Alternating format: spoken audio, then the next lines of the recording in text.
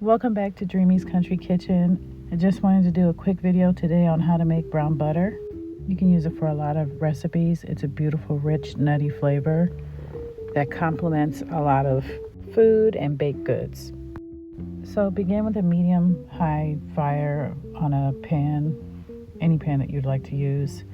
You don't want it to be too high because you don't want to burn it, and you don't want it to be too low.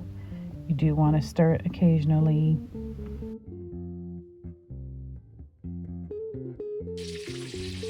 Once it begins to bubble up like this, you really don't want to step away from the pan. You want to be there to stir and to watch.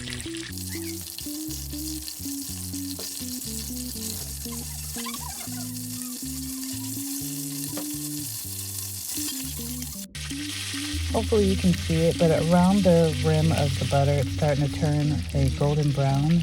That's what you want to look out for.